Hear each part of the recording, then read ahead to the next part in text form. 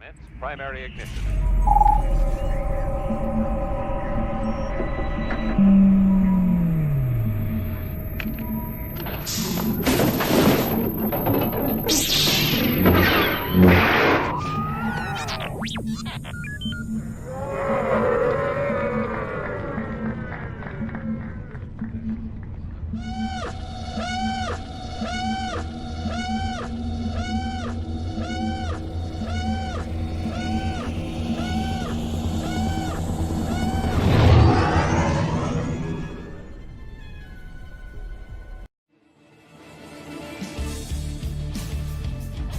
I'm Aiden Barton. I play Baby Luke and Leia, and you're watching the Virtual Cantina Network. The teeny Hello there, everybody. microphone. The little bitty microphone. That's the trend these days. We're on. I know, we're on I trend. hate it. I think it's so chintzy. It's ridiculous. I'd rather have a fake mic and tape the small one to the side of it. The little ones are fun but annoying. Yeah. Anyways, hello. And it's on the red carpet. Even like I was watching on the Tonys, they had it. I was like, Yep. why? Welcome to another week of the Virtual Cantina Watch Along. I'm Spencer, one of your hosts tonight. And Ryan Chewy is El Jefe. How are you, sir? Good. And riding 9 Nub is the birthday boy himself, Diet Dave Filoni. I love it. That's hilarious. Well played, sir. Yes. Good night, everybody. And that's our It's show. going to go downhill from there. Oh, that's good stuff. Thank you. Well, Thank happy you very much. birthday, Dave. Thank you. Yeah, I You don't wasn't look sure a what day hat over you would 49. like. I like that. Day over 40. A day over 40. Oh, wait. Mm-hmm. Got a couple more to go. Yes. All right. Well, anyways. That was brilliant. Like I said, I don't think we're going to be any better. We're not going to beat that. But anyway, we are watching the first episode of Light and Magic Season 2, which is a great one. Season 2 is absolutely incredible. It has a lot of people that we've either worked with or going to be seeing at Rebel ScumCon this August, which will be a lot of fun for there. Don't forget, Rebel ScumCon is August 8th through 10th at the Frisco Conference Center in Frisco, Texas, about a 20-minute drive away from DFW Airport. Incredible lineup, a lot of great guests, including Katie Sackhoff, Emily Swallow, Kate Fletcher. They don't have those ones in there. Lauren Peterson, Howie Weed, Dave's birthday, running jokes and plenty. But then we also have our boutique. The tickets are selling and VIP's already sold out over at Revel Bar and Grill Patio, which is about a 15-minute drive from the convention on Friday night. Live karaoke. We're going to have sabak. We're going to have meet and greets. I have the regular one in there. Shenanigans abound, as we always do here, for all you shenanigans and shenanigals of the VCN family. I still got to do that. I got to get on that. Some really, really great guests. But our headliner, Diana Lee Insanto, is going to be recording a very special episode of Daughters of the Galaxy this coming Sunday. So if you would like to get your questions in, there's the QR code right over there. Scan that QR, put in your question. Your question might be answered, and we will broadcast the episode later this month. But we're very excited about that. Want to give props also to our friends and family members over at Clone Wars Revisited, who had Duchess Santine, Anna Graves on their show, and then the Skywalkers episode with Anna went on today, which is absolutely incredible. So please take a look at that. It was a lot of fun. I didn't watch that. I got to go watch the Skywalkers. But she did her own version of Good Day Eve for the Skywalkers. Like she did her own infomercial for that, which was pretty. I know all of us were giddy when she was plugging Boom to Eve. Well, yeah, you got to plug it on the Skywalkers because the Skywalkers will be at Boon to Eve, right? Skywalkers. Yes, the Skywalkers will be at Boon to Eve. But yeah, so all that, and how about let's talk about the gift of the day for Dave's birthday. That hat. Teaser. Yes, a hat. Ooh, then we got a Party City. No, not so much. Timu City. There you go. Digging yourself a hole. Well, you called him Timu Dave Filoni earlier, so you set the precedence for that one. Both of you are on my list. Yeah, whatever.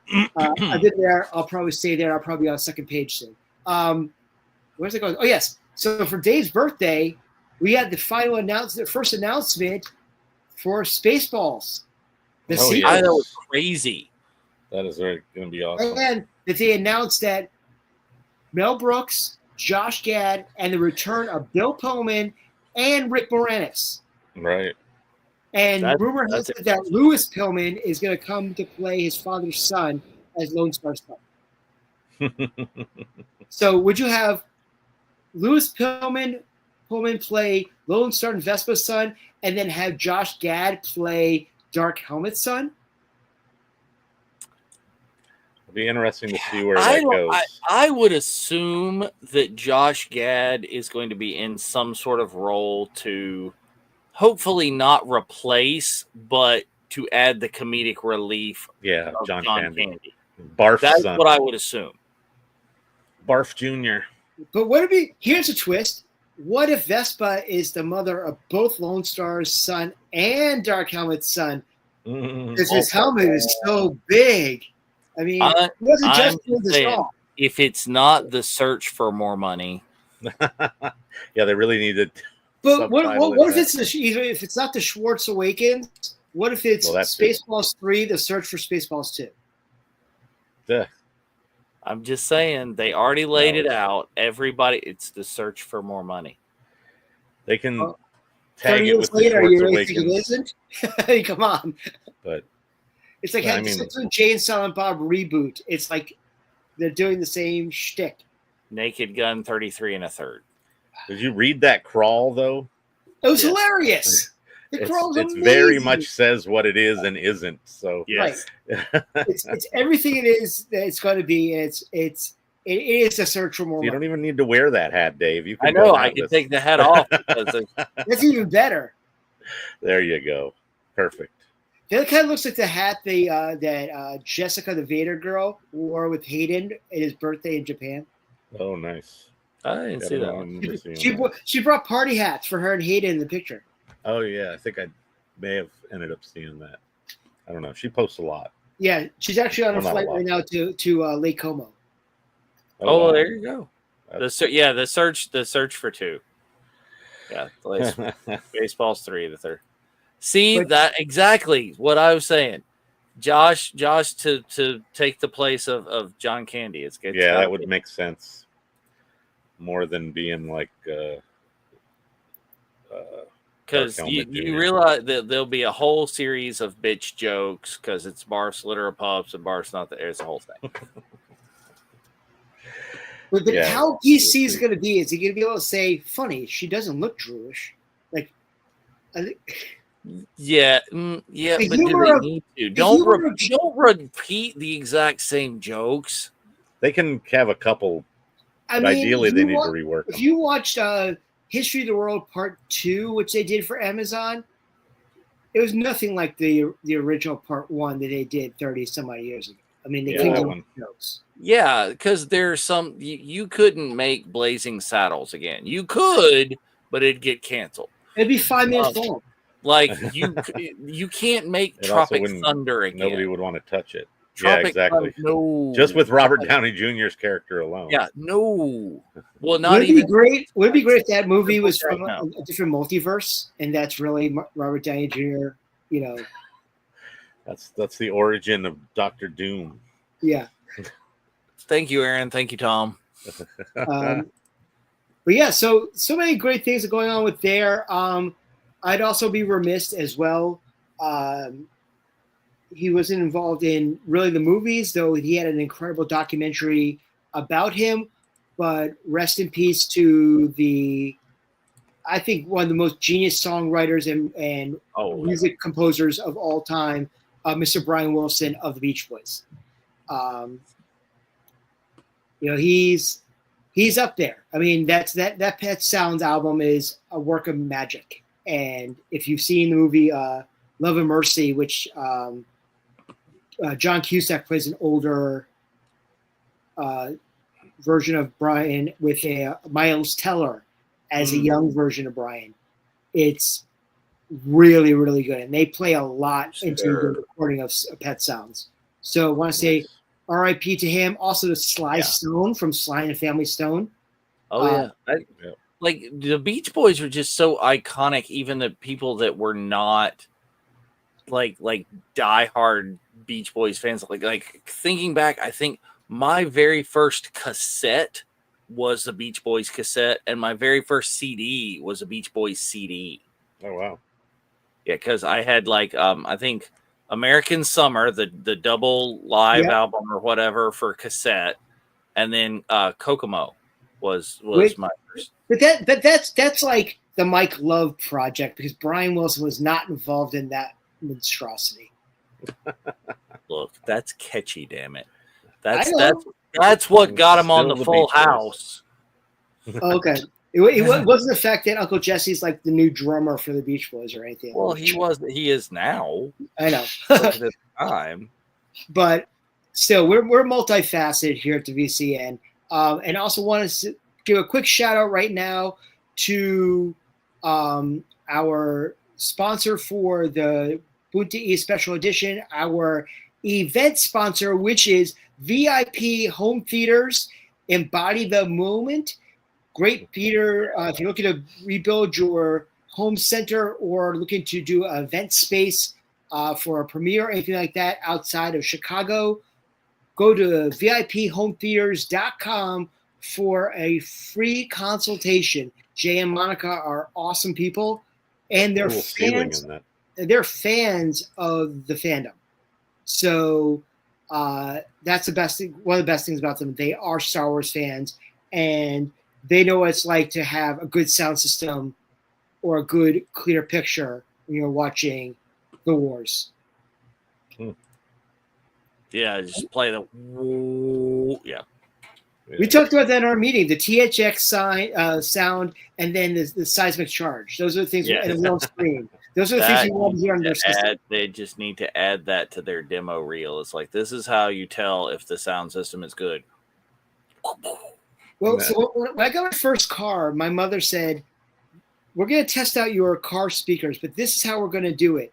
We're going to play Bohemian Rhapsody, and during the Galileos, if it splits between the left and the right speakers, it's the correct sound system. It's level. If it doesn't split, then your system is horrible. Okay. So, but to hear that soundtrack, you want to. We love you too, Juan. Thank you, Juan. But yeah, I mean, going back to Brian Wilson for a quick second, is that put Paul McCartney in a bubble, because Paul McCartney's birthday is in a couple of days, and he's the same age as Brian. I think he's in better shape than Brian, just based on, video I've seen of both of them in, semi-recently or whatever. Brian looked like he was sort of aging along a little bit. Ever since Melinda, his wife, passed a couple of years ago, God rest her soul, he's rapidly been, deteriorating. Right. But his daughters, Carney and Wendy Wilson from Wilson Phillips, have been doing a lot of really good tributes to him. And what's funny as well is that Wilson Phillips actually signed all three of them at the Hollywood show this past weekend. Uh-huh. Yeah, there was, I forgot that was even happening. And Chris Bartlett was there for that too. But Dave, besides your birthday, what else is going on in Dave World? Oh, there's all kinds of things going on. It's summertime, man. It's teacher party downtime.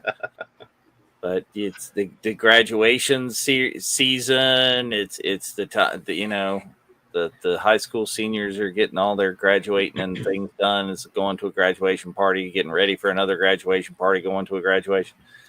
And, just getting ready for some of the stuff that we got going in coming up in August and stuff. I'm like going through the list and going through like need it, got it. It's that kind of thing. You used to watch Little Monsters, didn't you? Maybe. Do you call it Za too? Because I call it Za. No, not Za. It looked like the junior high across from my work was doing graduation today. Tons of kids in what looked like dressed up for the most part. Yeah, it's the actual graduation for these high school seniors is weird this year. It's like a week after they got out of school, so it'll be tomorrow, which they got out of school like last Friday. Graduation at the college where I work is until next Tuesday. So that just seems late. And that's the last day of finals, which makes it even weirder. Yeah, they always do that. But yeah, the one that I went to the graduation party for this evening, he had like a little slideshow of his academic career and stuff going on. And it was funny is one of them was a picture of him when he was about 8, dressed up as me for Spirit Week. It was dress as your teacher day. Nice. So he's got this like grease paint goatee going on because mine was actually black at that point. So it wasn't your COVID beard. No, he's older than that. He's older than the COVID beard. The COVID babies just graduated 5th grade. Yeah, there you go. So, what's going on over there with you, Jeff? Missing out on stuff like the Hollywood show. I don't think I've ever actually gone to that event though. We're gearing up for the end of the semester. I have to do a fashion show videotaping on a week from Friday. It's a week from tomorrow. But what did I do this past weekend? Went to a cheesy alternative to a big game con called E3 that used to happen. IGN put together a weird little con called IGN Live, and I hung out there for a little bit. Went and saw David Faustino doing a little meet and greet same day. What was he meeting and greeting for? Has he got like a new project going or something? No. Just here I am. I used to be on Married with Children. Yep. I talked to him for a few minutes, and he was saying that I mentioned Robot Chicken or something, and he's like, "Oh yeah, Seth just messaged me like they're going to work together or something because he does a lot of voice work nowadays." And so not much otherwise. But also want to plug the fact that next week we have a meetup over at Washington State Comic-Con. Take a look at that. Also, around the corner is San Diego Comic-Con, which Jeff is going to run our usual shenanigans. Will Spencer be there? That's the question I'm going to get about a dozen times. Yeah, sorry. I'm not going to San Diego this time. Not this time. But also, there's talks about potentially going to ForceCon. So information will come out as soon as we get a commitment that we're going in New Jersey. So that'll be kind of interesting in September. Cool. And more things coming along in the Midwest area that we're working on currently. A lot of good stuff going on here in Virtual Cantina. We're going to be busy for the rest of this year, which is be fantastic, which is great, And then right now we have an open slate for 26. So if you're interested in running an event, Dave, how can they email us? Like with the smoke signals and the that right there. That's what it was. The Virtual Cantina Network at gmail.com. You can, of course, send us there. We will get it. It will be happy. You can always message us on the Facebook as well. If you are in the group and message an admin or a mod, you're going to eventually find one of us. But we check that semi-regular basis. It's there. Let us know what's up. Yep. But once again, ladies and gentlemen, we are going to be watching tonight the first episode of Light Magic Season 2, representing ILM's 50 years. Woo. What a Amazing. great panel. That is crazy. 50 years because What a you great said panel that was. 30 Japan. years ago, and I think 1970. Mhm. Yeah, it shows you're old. Yeah, Yeah, thanks. he is old. Old as today. Yeah. How am I the Yeah. youngest one of all three of us? Yet I look the oldest. Clean living, sir. Clean living. I can say ever since we've been doing this, all of us have gone much grayer. Yeah, it is Well, that. there you go. I had hair. I had hair 100 years ago, but Dave at least doesn't have a lot of The gray funny like thing we is do. during COVID, we were all bald with beards, and yet after COVID, Dave's the one whose hair grew back. Well, it apparently went from here up Yeah, it there. switched. Yeah, well, hair club for men worked for most people. I did say that when I was losing hair, it was just migrating south for the winter. Then 20 years, my toilet seat would be warm. Yeah, nice. I just say that the little seeds that would grow the hair up here have all fallen to my shoulders. Speaking of warm toilet seats, I miss Japan. Oh no, that was that was weirded me out. I was not a fan of warm. It was like who was just sitting here for 10 minutes before I came in the restroom. I would rather I be the one that heated up. I will say that I have stopped at my local Japanese sushi place just to use their bathrooms. Oh Jesus! That's okay. I didn't know where you were going with that. I was like, oh, that's so cute. He's going to get sushi. He misses sushi. No, not the bidet. No. I found the melon soda that I only found in one vending machine in Japan that I liked better than the stuff they had at Tokyo Disneyland. I thought that was too sweet at Tokyo Disneyland. Yeah, it didn't also have as good, like it didn't really have flavor. It was just like a sweet drink, I felt. So there was one that I found in a vending machine at one random vending machine that I happened upon. I could never find it again. And then I happened to find it recently at the Japanese market that's nearby my house.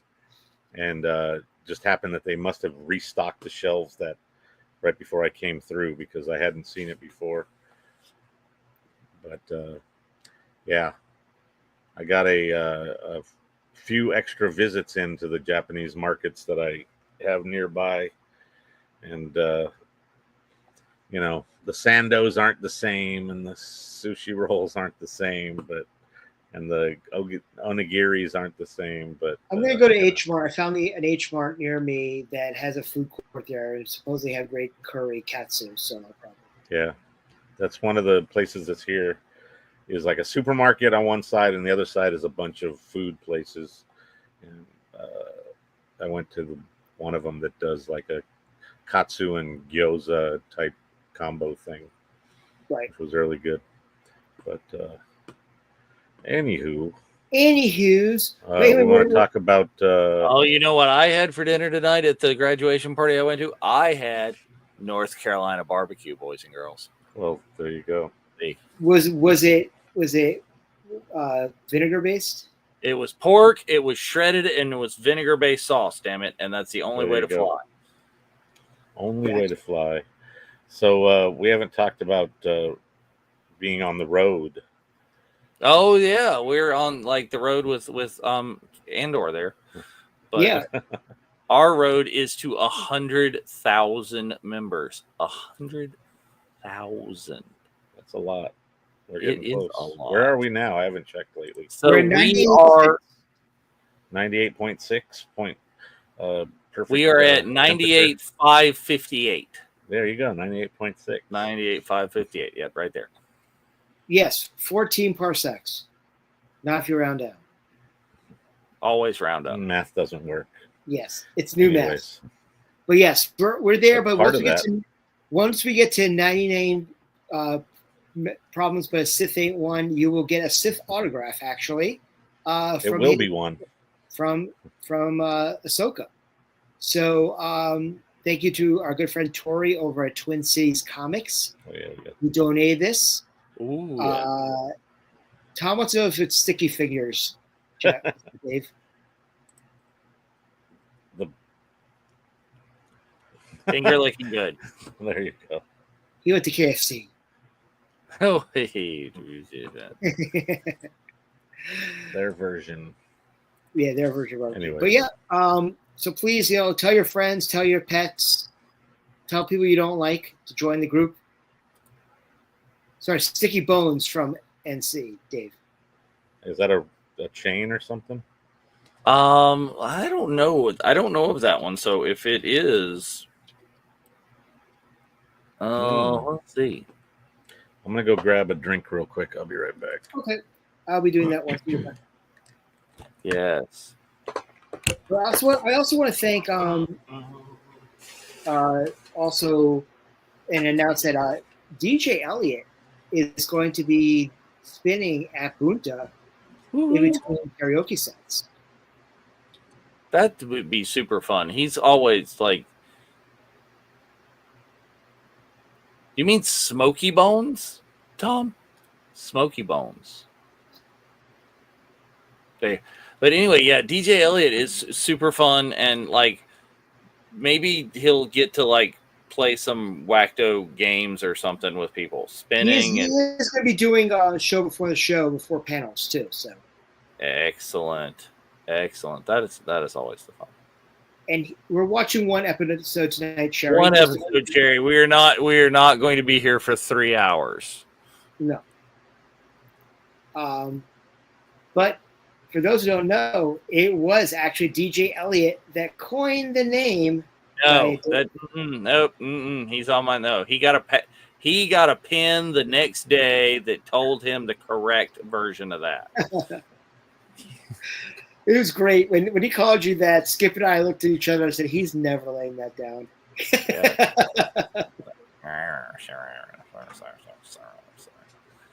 There he was on stage in front of like thousands of people from around the world in his incredible cosplay. What's your name? He's like, "Oh, so you're Diet Dave. What's your name?" Dave. His voice got really deep at that point too. But, I'm like, that's not his voice. I'm not on a diet. One thing I did My turn. get from that IGN thing was this squadron thing. What's it called? Micro Galaxy Squadron with a bunch of X-Wings in it. Kind of cool. It's got all the X-Wings. Can't see it. There they are. Oh, you Very X-Wingy. Did you see that yesterday? Not yesterday. Tuesday. Yeah. The big thing that you won. Yeah. Yeah. It's Because snazzy. I guilted him out of giving it to me because I showed him my cosplays and I hadn't gotten any prizes yet. So I came home yesterday to a nice box on my front doorstep, which also I was glad that my wife was not home. But I got the new Saw Gerrera with hair. Ooh. Which is the Andor one. I got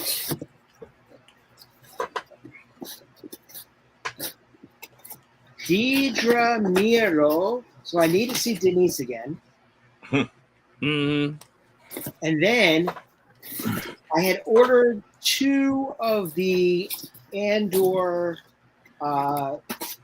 in the fighter pilot suit that he was in the first scene of season 2. Right. But the chase, I got the chase too, which is why I ordered 2, and hopefully is the one with the helmet on. Oh, wow. So I was very happy about that. And then I have the new Krennic. I saw that was on its way. Is he posed like this? Oh, my God. And if he ever decides to start doing cons, I'm saying to whoever his handler, make sure you have a bottle of Perel next to him or a pair of gloves. Because it's going to be like the new Hamel backpack picture. Everybody's going to ask for that because I totally would. But Oh, well, yeah. It's a great photo op. But anyway, it looks like we're about that time right now. So if everybody wants to queue up their there it is. 3+ machines, we'll get started with episode 1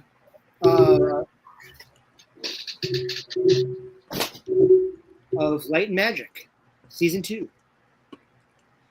All righty, here. Let's. You guys good to go? Yep. I'm ready. Mm-hmm. Here comes the countdown.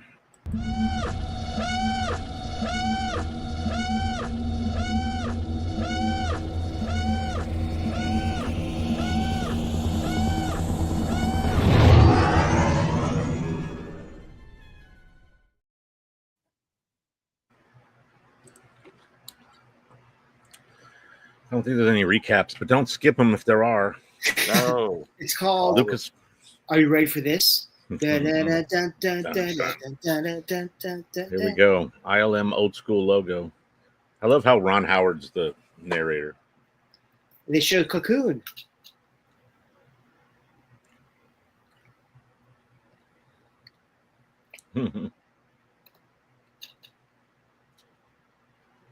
ILM, how we destroyed the Nazis. Mushi. Have either of you watched this yet?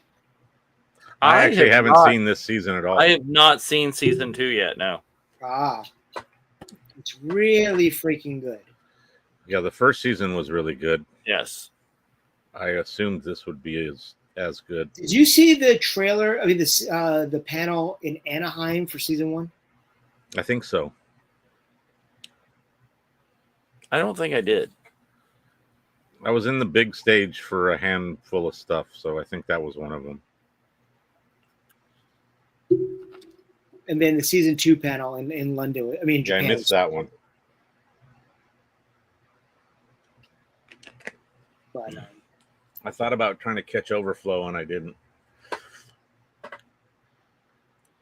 it's amazing looking at some of these things. You know, some of the things we took for granted. For example, like Project Genesis. Right there, Genesis. Oh no. No, but like Roger Rabbit. Oh yeah, Roger Rabbit was groundbreaking. And they're also showing, which you look at it now, the animation was horrific. But if you remember that movie, the young Sherlock Holmes.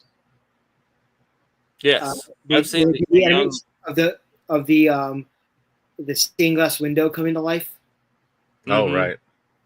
It was almost as bad as Scorpion King.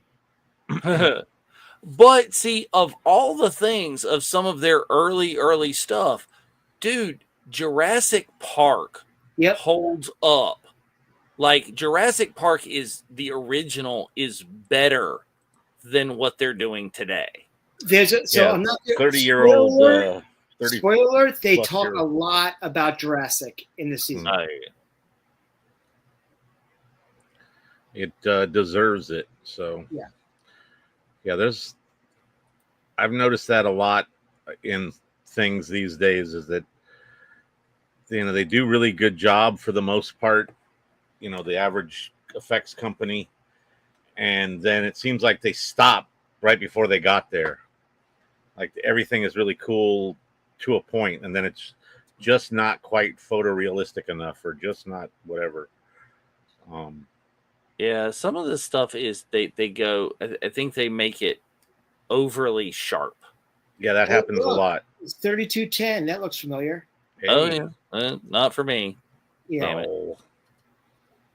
Too bad we couldn't go in that screening room. That would have been insane. Look at Noel. Look how young he was. That is the bar. He was such a nice guy when I got his autograph. I put his autograph right next to Hal's on my Rogue One poster. And he's like, "Wait, how did you get Hal?" Well, funny story. Magic. Light and magic. Yes. He was cool coming on into the convention center when I saw him and got a photo with him real quick on my way to Visions. Hey, look at that dish. Which one was that? Was that the Enterprise Z? Z? Oh.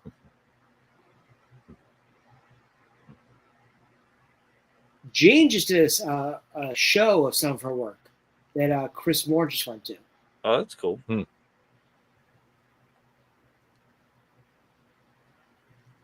this thing on? And look at young Rob Coleman. Mm-hmm. He was circling the floor quite a bit in Japan. Oh yeah.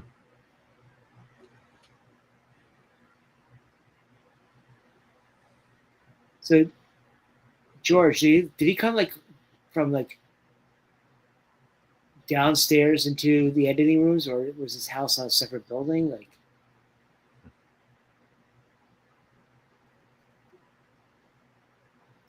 I love the fact this is new. Yeah, I was gonna say he looks very different than the majority of the footage they have of him, because it's obviously newer. Yes.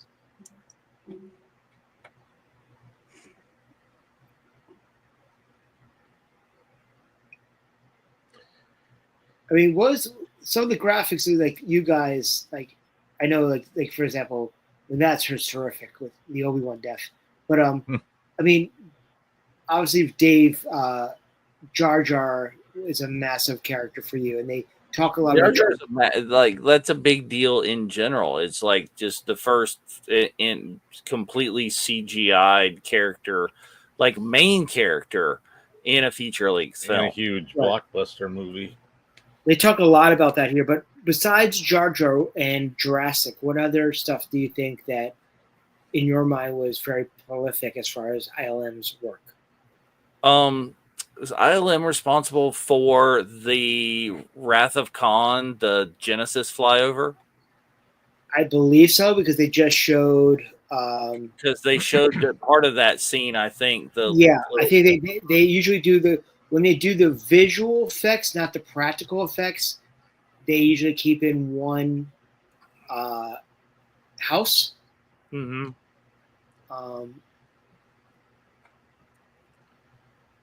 But here it's very interesting that they're talking about the editing programs, and also they're going to get into Photoshop. So that's where Noel comes in. Yes. Yeah, I really wish I could have tracked down like a legit original install disc to get him to sign. He's on our show. Hey, there you go. Hey, George, I've seen him before. Yeah. Let's get that guy on the show. Make some phone calls, Spencer. There you go. There you go. Did you see that they just showed the? Oh yeah. Uh-huh. There it is. Well, that's morph right there when the tiger comes when out. they used that morph thing was big at that time. That was huge. And I remember when you could get like a cheesy version, like a little morph program where you could morph things together. The Jaws. The shark still looks fake. That would be fun though, to have a freaking. This was amazing. Hologram. T2. Oh God, T2 was off the chain in terms of stuff that they did. And then like the realizations, like he can't get his gun through the bars. That was so cool. Right. Dennis. Mm-hmm. So what are you trying to say, Dave? You think I had the stroke to call up and say, "Hey, Uncle George, would you mind coming to the show?" Go. You never know. And see, there you go. There's Jurassic Park. It's just like, wow. Yeah, like Cocoon is a good one too. Yeah. With that was a precursor to the T2 stuff with the what else metal. was in there? Was it CG or was it stop motion? Batteries not included.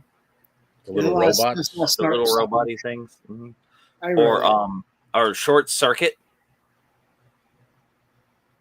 Well, that was definitely ILM, because Johnny Five is on the tour. Mm-hmm. Johnny Five is alive. They did the feather. Oh, the Forrest Gump feather. And this messed with my mind. I'm like, wait, Tom Hanks really can't play ping pong that well? No, yeah, that was all. That was a fun scene. The way they were like, here, just pretend like you're hitting it, and then we'll put the ball in. Yeah, the mask. Hey, there's Lauren. Oh. Fresh from coming off, visiting us at 3210. Yeah. I saw Lauren at one of the Orlando celebrations, wandering through the hall.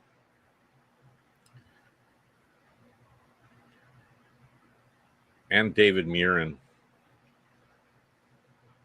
David or Dennis? Dennis Murin, yeah. I knew it started with a D. Yes. I got his last name right. That's really what matters. So. That's the most important thing. And we got enough Jonathans in our group that we have to call everybody by their last name. So we'll make sure something's right. Ooh. I love how they had these like really crappy computers, like the one in the ad here, that are like, I mean, at the time they were the thing.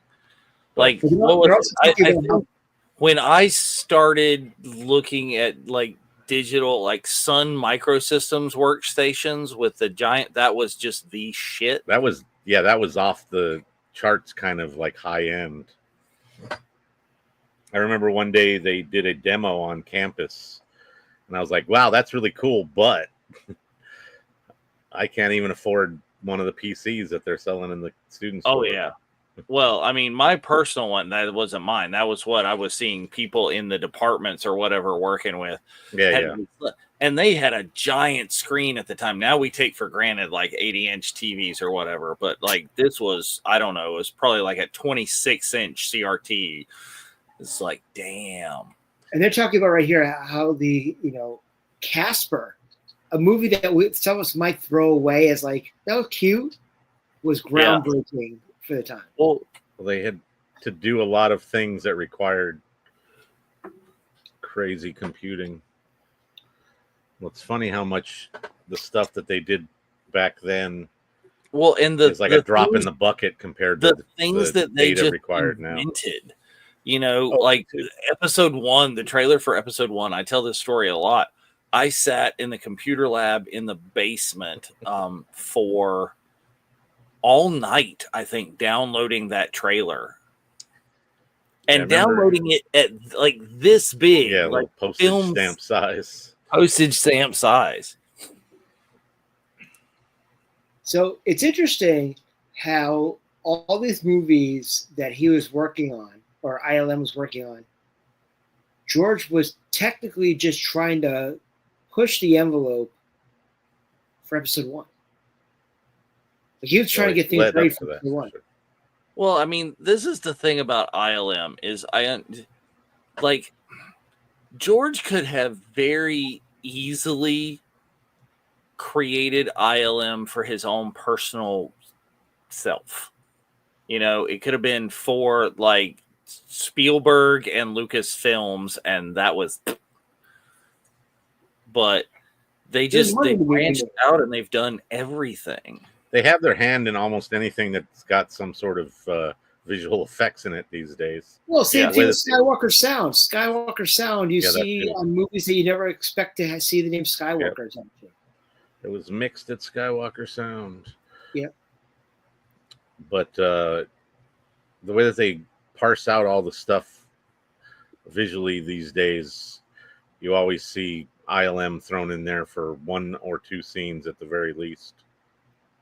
Oh, and this is the dragon that's like voiced by Sean Connery, right? Yep. Look at that. He talks about this, that when they were building it out, he talked about dragons in one of the Bond movies. So they used that clip to try to help the start of the animation before they recorded him. Oh, there it is. I hear there's the voice. Yep. Very hard to hear a dragon say, "She talks in her sleep." She talks in her ships that pass in the night. Ships that pass. Sheba. I don't know the rest, but your mother's a whole. Oh, wrong Chuck Connery. Yes, the Matrixy thing, the bullet time. Just how amazing that somebody thought of. Like, that's such a relatively simple. Alert. It's talked about later on, but it was not ILM. Aha. It was one of the competitors, and they talk about that. But it's just like, wow. before they used it in the Matrix, it was used in like Merlin or some kind of show or movie that was about, I think about Merlin. They had some sort of spell element that ended up using that same like style of character manipulation. But people lost their shit with Bullet Time.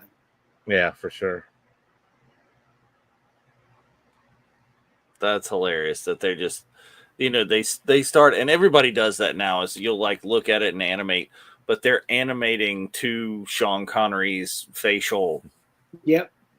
expressions. Well, that was pre,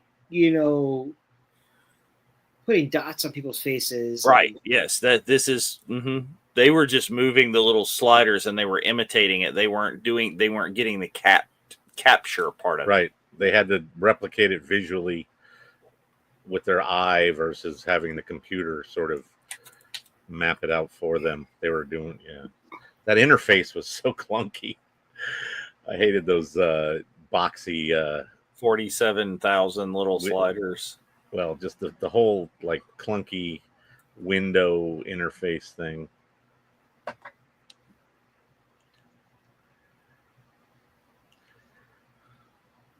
George? Rick was, hilarious as a producer because, you're gonna see in a minute, like they'll come up to him and say, "Yeah, I need $250 million for visual effects," and he'd be like, "I'll give you 60." Yeah, there's Fawn. Yep, there's Fawn Davis. He actually told me at Not So that he's heavily in this show in this season before it premiered. So he was like, "Yeah, they had me there for like 3 hours recording." Nice.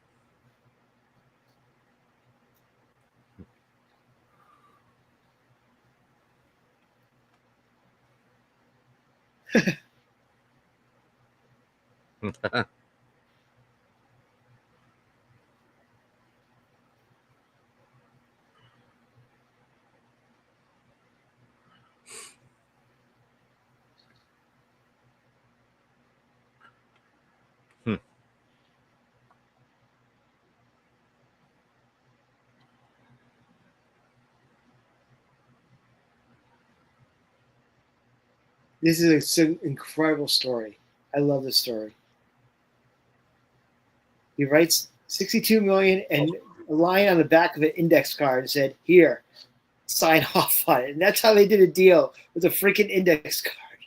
Yeah, just like, oh.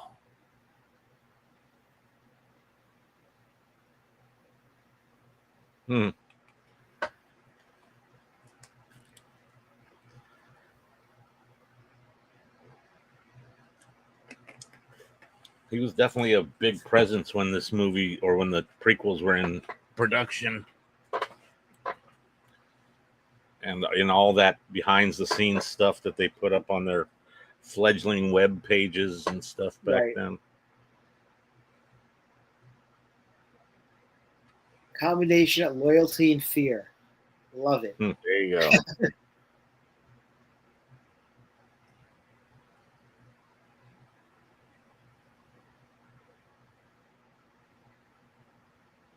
He's the only one to be cursing this entire show, by the way. Mm-hmm.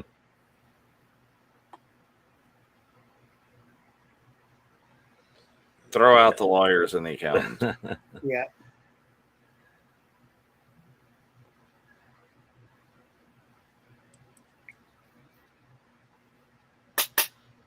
Yeah.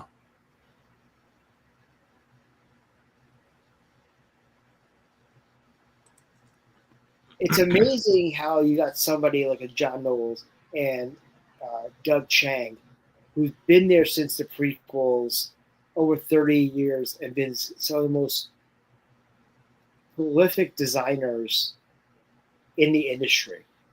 Oh, I forgot a SIGGRAPH. SIGGRAPH. That's a throwback. One of my favorite Star Wars shirts was a SIGGRAPH. I think it was it 99 or early 2000s, like Lucasfilm or ILM like exclusive shirt, and all it is it's got like the Imperial cog on the front and like a handful of different character helmets on the back, like small. It's very subtle, but it says SIGGRAPH on it. and they sold that on like StarWars.com after the con. Hmm. And nowadays it would have been. Oh, look at there! Look at that Mac OS. Look at that. That's OS X. No, not that was before OS X. No, that was the original one. Yeah, that was like a power Mac. Look at the with the icons loading at the bottom. I forgot all about 80 that. megs of RAM and a zip drive. Yeah, look at that. He's upgraded. Ooh. Form Look at that. C. Look at that. I remember 17-inch monitor. Woo. I remember when I graduated from college in 2000, and my father bought me a laptop, but I had to have an external floppy drive and then an external CD burner because everybody was on Napster, burning discs and stuff. So it's like, doesn't matter if you're a laptop, it's like you had like all these massive contraptions that are next to your laptop that cost as much as your laptop. Oh yeah. Oh yeah. All computers were like that. Classic opening. Oh, the special edition.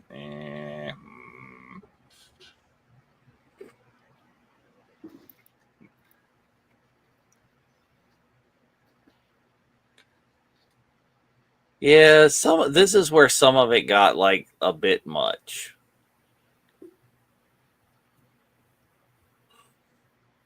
Well, he's like, I have the technology to do it like I wanted to do it, so I'm going to do it whatever the hell I want. So yeah,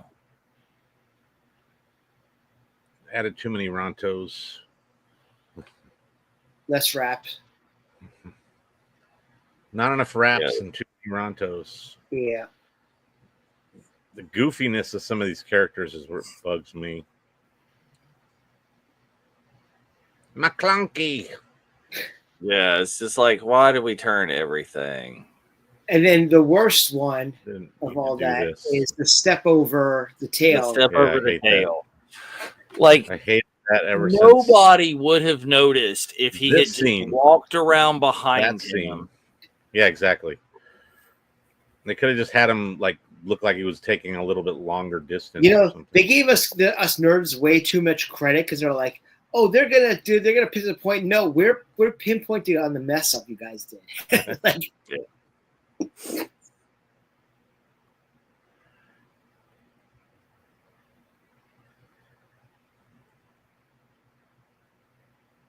oh, here comes Doug. Oh yeah. He was great to me. I mean, I met him a couple of times at other celebrations, but he was fantastic. Well, actually, having him in a located place where you could go and talk to him, like actually signing at a table instead of just having to get lucky and find him on the floor.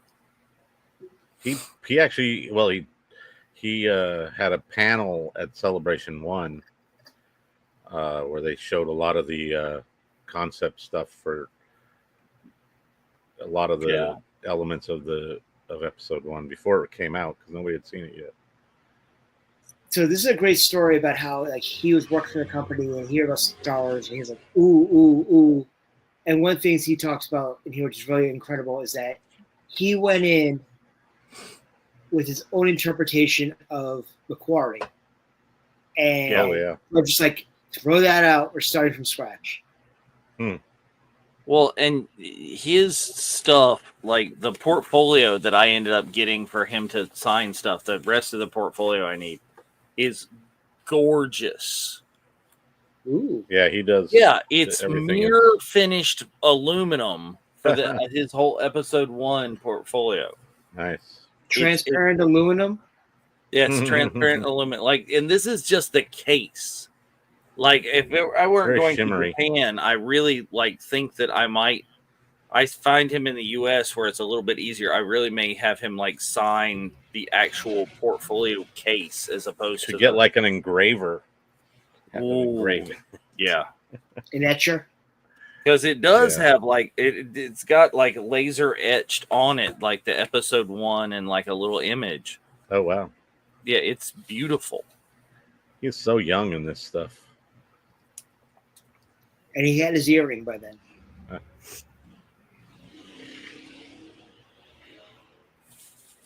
And he had no formal training in drawing. He's an amazing artist.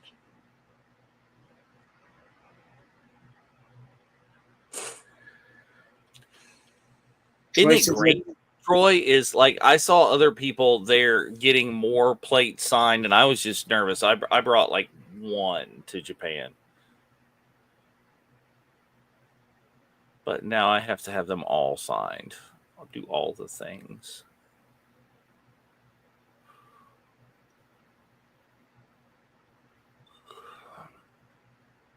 Look at that. Naboo 1 N1. Yeah, they just had outline the script. Like scripts were being written as they were building. They were the ones that were in the panel that talked about all the concept art. Yeah. Him and her. Yeah. Stuff that was revisited later, too. That's one of the cool things is when they do all this artwork and then come back and revisit some of them like they've done with Macquarie and with his stuff. Well, if you look back to the Ice Spiders. Yeah. Yeah, they were. Which was done by Fonco Studios, by the way. Right. Those were Macquarie's. Right, exactly. Yeah, well, they've got much freakier version, but yeah. Woo, Jar Jar. I loved in the panel how they talked about what's this? Ahmed broken the character. They talk about some of the lines.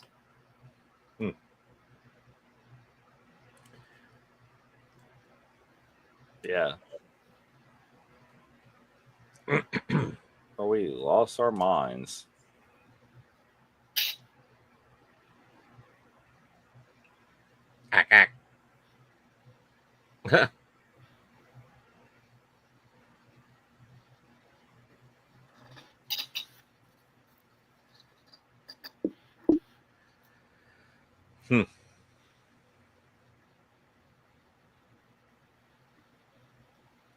Jar Jar.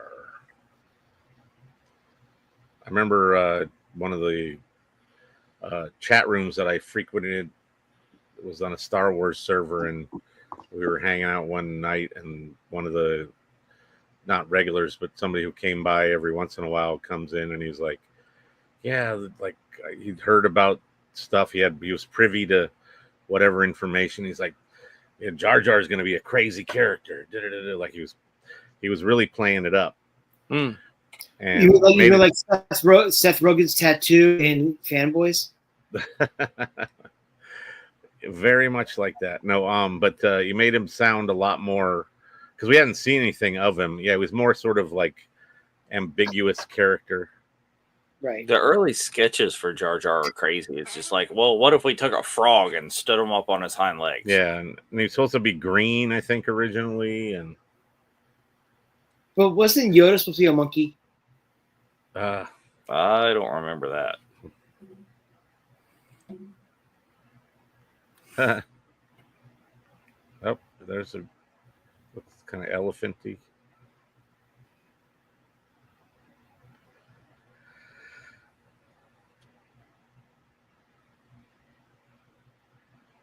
Squeeze me. Yeah.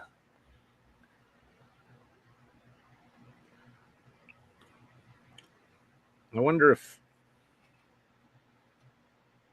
I wonder if they would have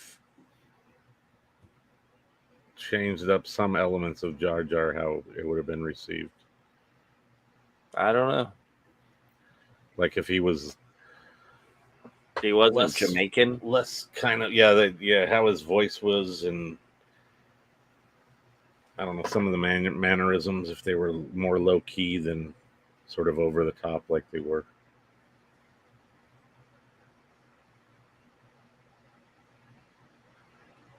This is crazy. So many storyboards. Oh yeah.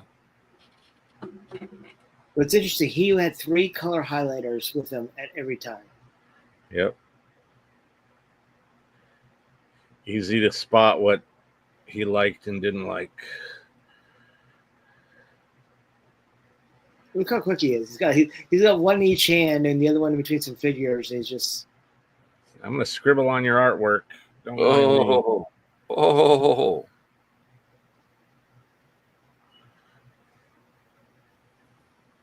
me. And they're all like, well, shit. No.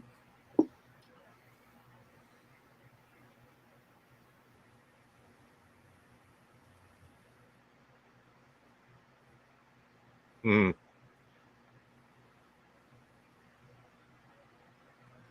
Of course. I know it's going to work because it's impossible. We can't do it, but we will. Well, that's kind of one of the cooler things is that how hard they pushed on certain things and then came up with the way to do it, both practical and digital.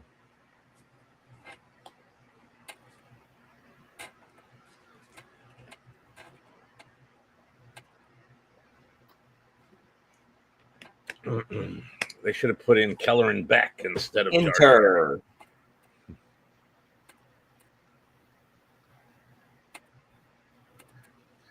I was, There you go. I didn't know that he was doing that. yep, that was where he was seen. I think, in terms of his physicality or whatever. The Robin Garland, who was the casting director, was the audience and saw him. Yep.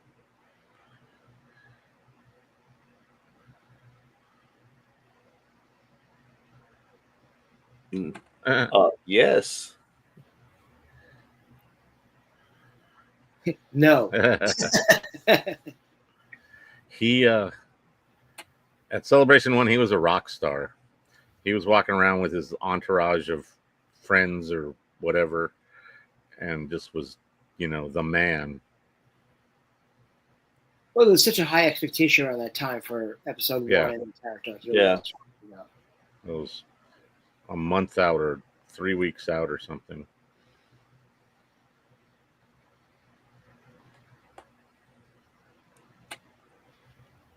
You see his headshot in the back. Yep, there he is. That's obviously something newer. He gets a role. He's just like, I did that. And I was like, what happened?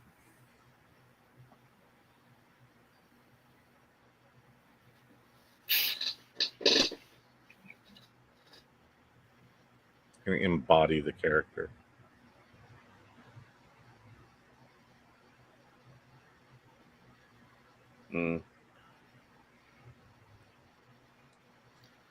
But I love that he was watching Buster Keaton movies.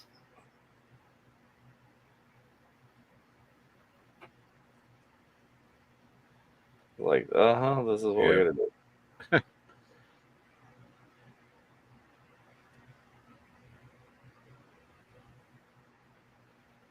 There was I don't know if they talk about it in one of the other episodes, but they even talk about how the saber battle between Yoda and Dooku, and how Ahmed actually stepped in and showed like Jackie Chan movies, and because they didn't know how to do it. Oh, in terms of how they ended up structuring the scene or something. Yeah. That's a trip. Oh, look, Nick Gilliard, amazing stunt coordinator on the prequels.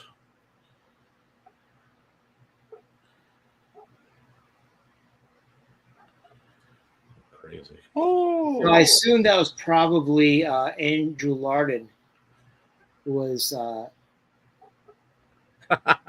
we had over in the fact that they actually did that.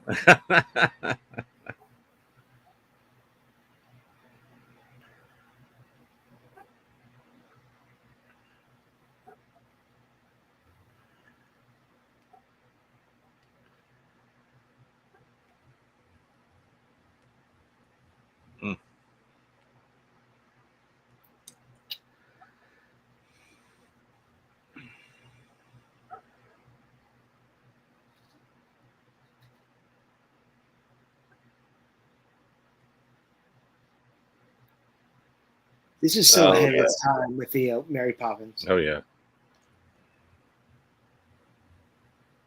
Well, that's what Disney was doing at that period of love, because they did Mary Poppins. They did what? Bedknobs and Broomsticks. Yeah. A lot of combination things. Harryhausen, which Phil Tippett is like the heir apparent to. Well, I was about to talk about the Ray Harryhausen creature from Book of Boba Fett. Oh right. Yeah. The 6 arm, 4 legs, whatever it is. Yeah. Like the Cyclops.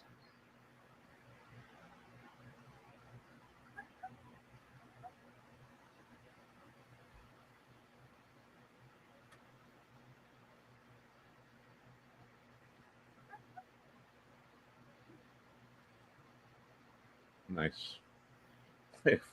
Freaky naked Jar Jar in the background over Yeah. Well, I'm just looking at like how much they really made Ahmed dress up like Jar Jar. there. So It's like a different process these days.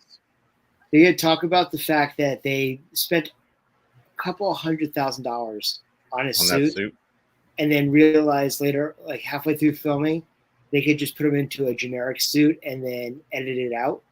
Right. Yeah. They're like, wow, we just spent all this money on this accurate learning suit. experience. Well, that's what I'm saying. Is like Alan Tudyk is just wearing the like black scuba gray and rash guard or whatever with ping pong balls on it or whatever. Well, it's got like digital markings around. Well, that's why Anthony said, F you to him at the premiere of Rogue One, because he didn't have to get bolted into a suit. Yeah, exactly. Jealous. I did like how they gave him that visor so the eye line would be easier to keep. People wouldn't be looking at his eyes versus Jar Jar's eyes.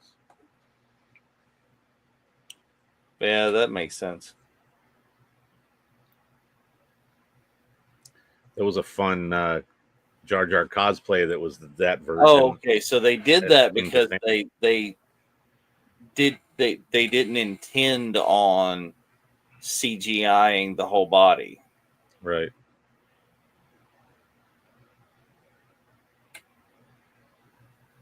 Mm-hmm.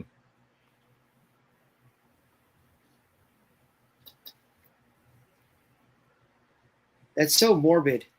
I know how many people have wished it. How many people wish to see Jar Jar's head on a pike? This is to another level.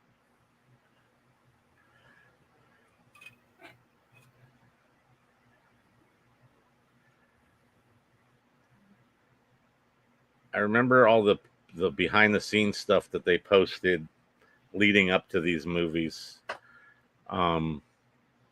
And like that ball that guy had in that scene with the Jar Jar head, with the reflective side and the matte side, to be able to catch the lighting cues the right way so that they could then apply that to the digital model, was like a huge thing at the time. At least for me, seeing that kind of like those tools that they used and figured out.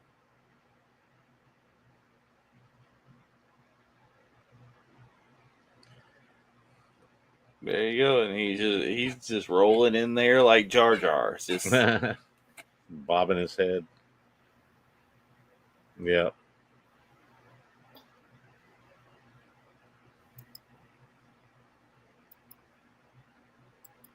Hmm.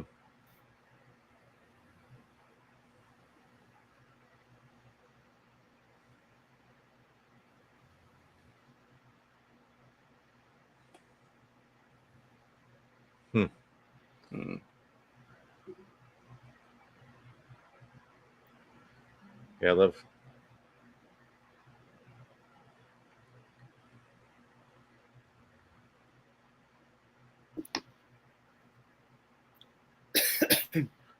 You get a lot more range of motion. Yeah, we spent $100,000. There you go, 100,000. Yep.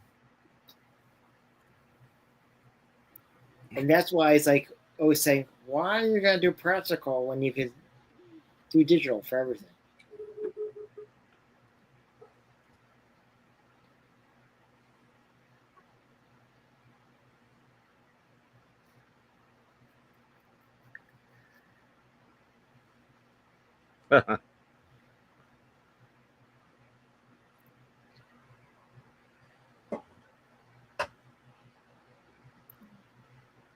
Yeah.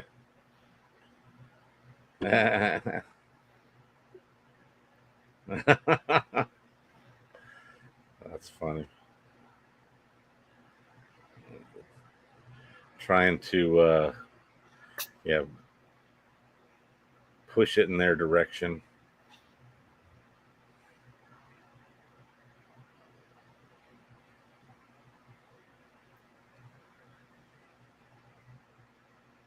Mhm.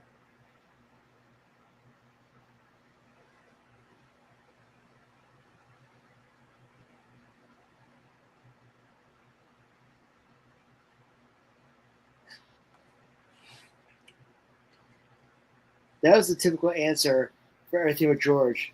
Well, yeah, but you wrote it, yeah, and you got to figure out how to do Yep. it. Yep, it's not his concern; it's their concern at that point. There we go. Now he's in the cat suit. Now you guys wonder where I get it from. Yeah.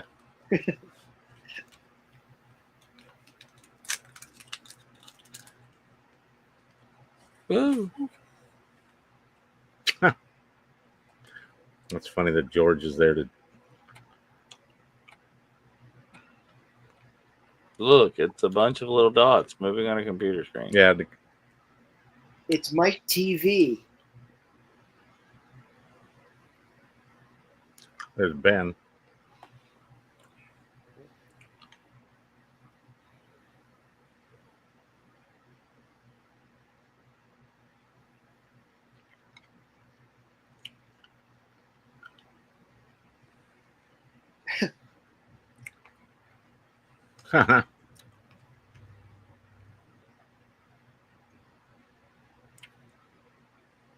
We're all just figuring it out, making it up as we go. Well, having George there too, it's like you get that extra insight.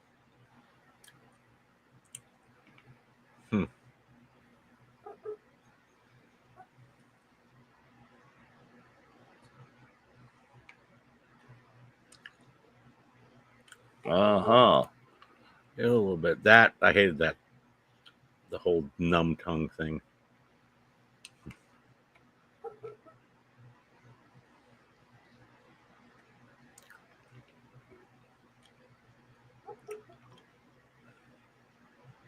The guy who said faster, more intense also said dare to be dopey.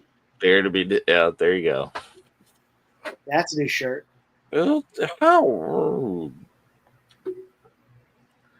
Dare to be dopey.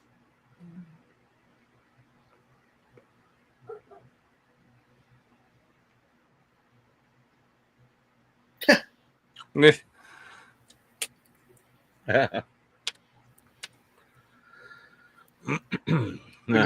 he do the triple Lindy to get into the swamp? He did do the same kind of stretch that Rodney would did, do. yeah. Yeah, Rodney also did the armpit. Yeah.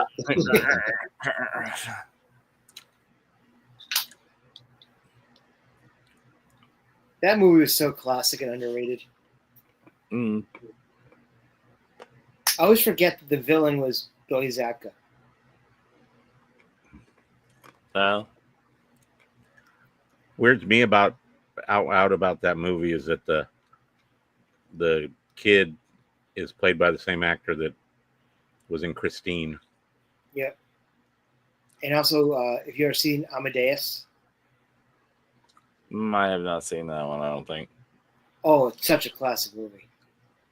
I don't know if I've ever seen the entire movie, but I've seen lots of it.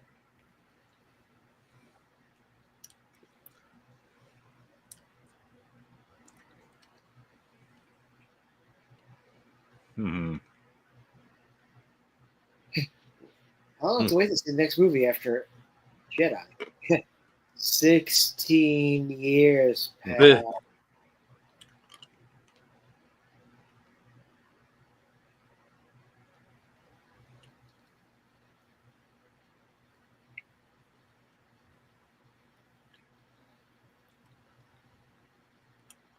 Said wait until the internet.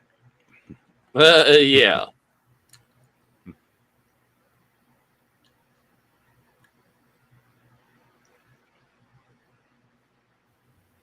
Mhm. But the funny thing is like he kept on trying, but they kept on trying to make him happy, and that's what it was. Well, he's their, the main customer at that point. Mhm. So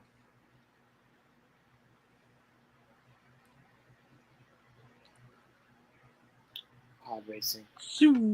What the Boonta E? Oh. so many pod racers.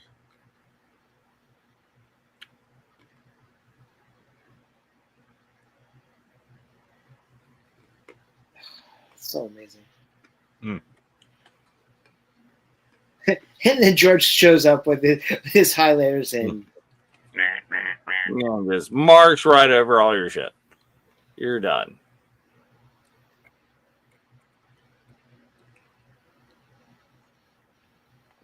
Binds it.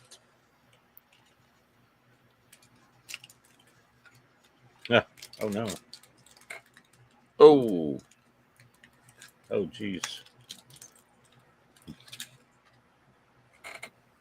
Let's take a 9-year-old boy and strap him to 2 giant jet engines. That's what we're doing. that works good with OSHA. There is no OSHA in space. Approved by no railings. No OSHA, no underwear. That's how we roll.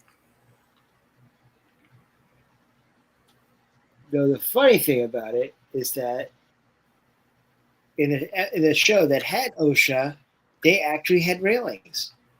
Mm.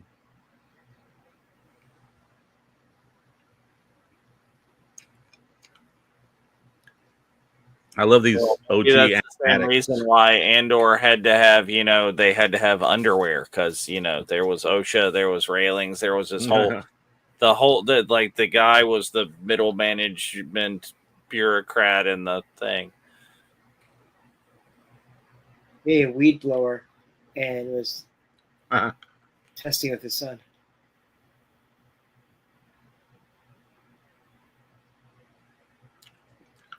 Hmm. That's pretty slick.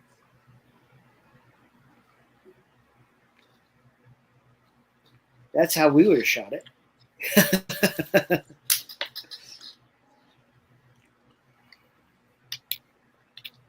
Mm. It's almost as cool as Robert Rodriguez and his action figures. Right? Mm-hmm.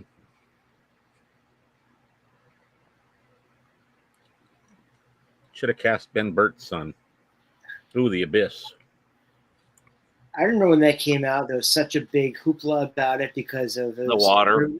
With Ridley Scott too. So people thought it was going to be so scary, like Alien, and it was like the effects were better than the movie. I think I was in 8th grade when it came out. Well, yeah, the big deal about the water is like a character, like being able to show expression. Right.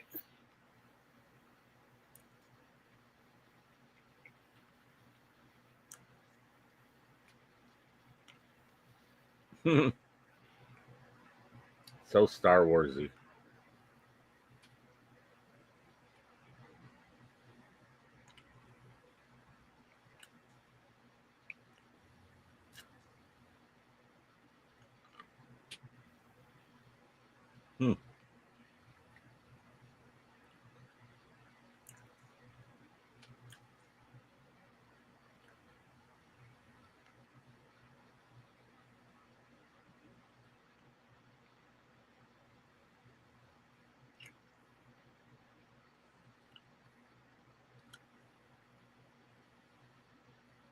I love all these like graphics and how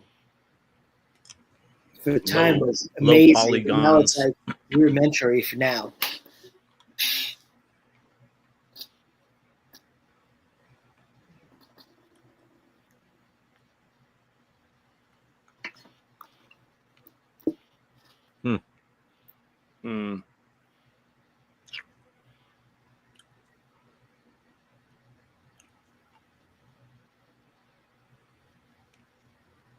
crazy.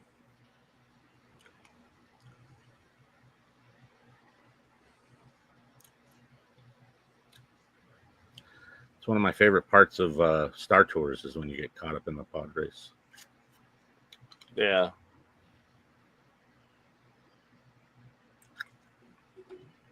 And they have so many different pod racers.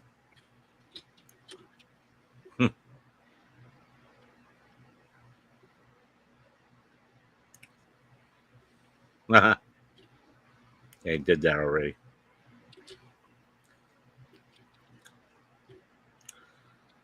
See them just shred.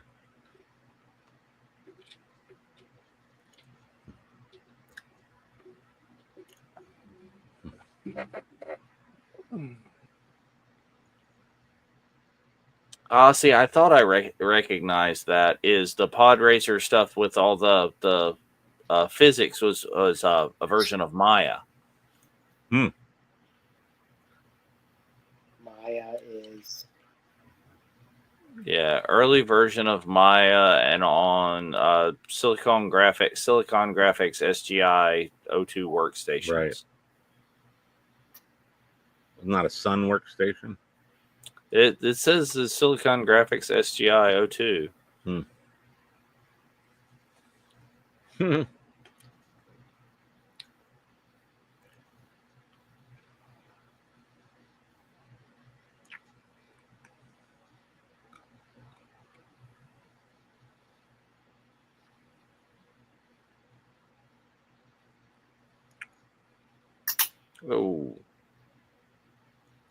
Oh, that's funny.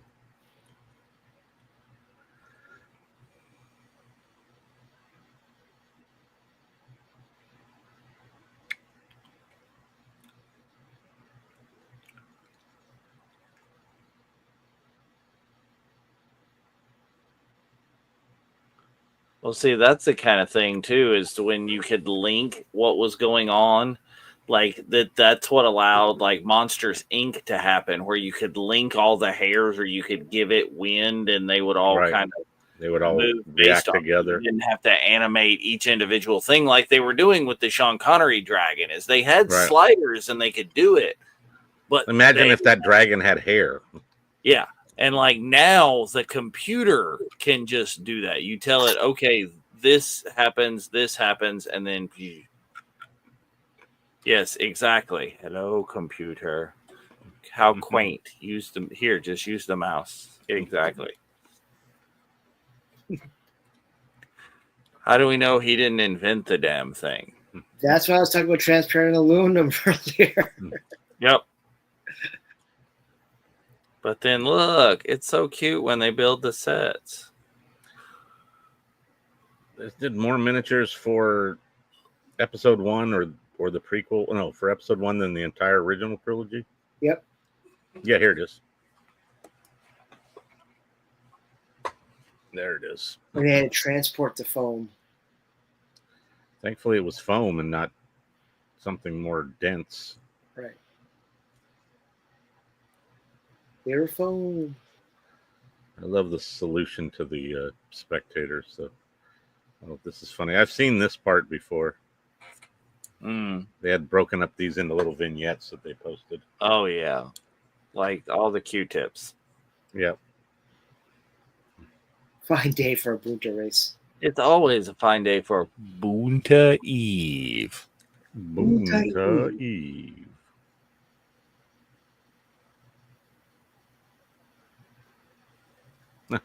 Some cool little like Micro Machines figures.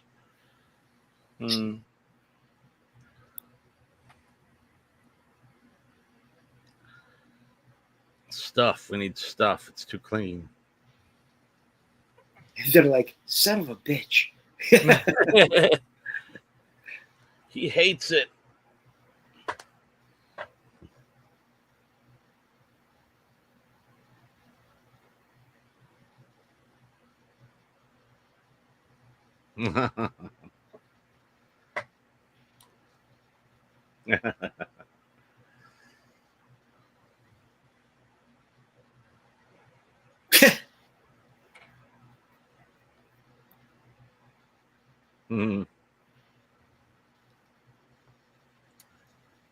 Yeah, it'd be good to convey that message.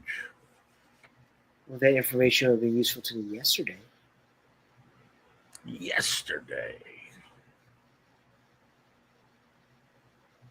That would have been an amazing room to be in.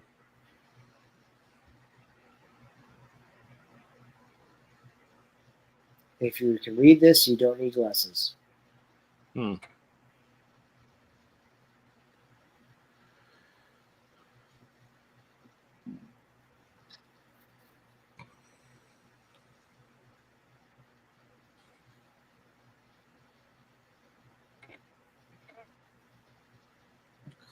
Close Encounters to Phantom Menace. What a trip.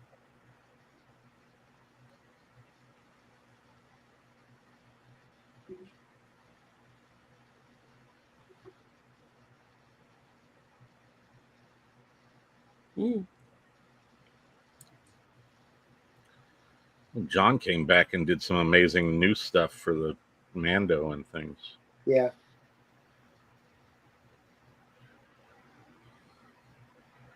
God, I hate CRTs. I'm so glad I don't have CRT monitors anymore. What? They were so clunky and big and took up half your freaking desk. Oh, yeah. I used to I moved around when I was doing graphic and stuff, and I had to take my CRT and I kept the original packaging every time, and I would move The only way to make sure you didn't hurt it. Place and just have to pack it so carefully.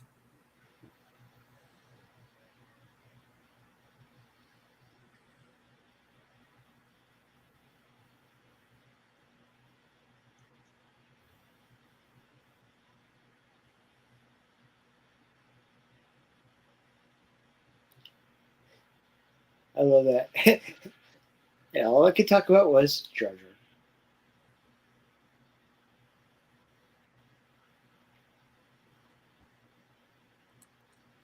Yeah, that didn't go so well. Wrong way.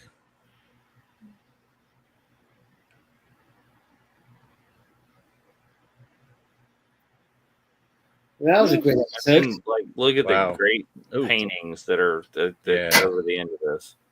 This wow, Droidica concept art. That's pretty crazy. Look at 3PO. Gooba fish. Yeah, there's some amazing stuff. Look at that pod had little elements of the battle droid helmet. Look at see there, Jar Jar. Well, maybe his love interest, but that green version kind of is the vibe I had gotten from the guy talking about it before things were actually done. Look at Watto.